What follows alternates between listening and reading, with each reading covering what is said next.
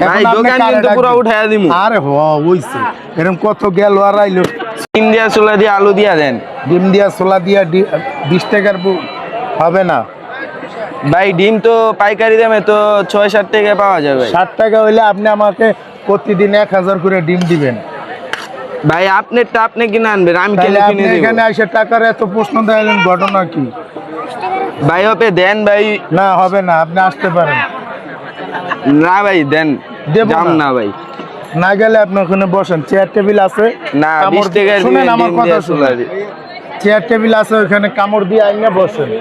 না আপনার দিতে হইব না, আমি এখানে খাড়া থাকবো। তাইলে আপনি খাড়ায় থাকলে সমস্যা নেই, আমার কাস্টমার আসার সাইড দিয়েন, রাস্তার ক্লিয়ার লাগবে। না আমার আগে দিতে না আপনাকে আমি ডিম দিয়া দিব না, আপনি এক কথা বুঝেন, না বুঝতে পারছেন? দিতে হইব। দেব না। দেন আপনি। আপনি ডিম ছাড়া খাবেন? না ডিম ছাড়া খাম না, না ডিম খাইলে দিয়ে আপনাকে কি বলছি? ডিম দিয়েই খামন। না আমি আপনাকে ডিম দিয়ে দিব না, নয় আকারে যত ডিম দিয়েই খামো চেষ্টাবেন আমি। তত বাড়বে।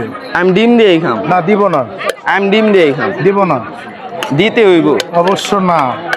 দিতে হইবই। আচ্ছা তাহলে আপনার সুরা পড়তে থাকেন, আমি আপনারে দিতে থাকি। ভাই 20 টাকার যদি ডিম দিয়া ছোলা দিয়া না দেন তাহলে কিন্তু আমি এলাকার কিন্তু একটা অনেক প্রভাবশালী মুতালা, বুঝতে পারছি।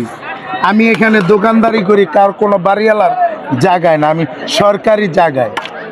ভাই দোকান কিন্তু পুরো উঠায়া দিমু। আরে হইছে এরকম কত গেল আর আইলো, চললি আর বললি যা করলি জুরাইন এলাকায়, আলম মার্কেটার না। এইলন আপনার 20 টাকার বুট। 20 ডিম দিছেন? হ্যাঁ দিছি, ঠিক আছে, লাড়া বাড়া দিয়ে দিছি।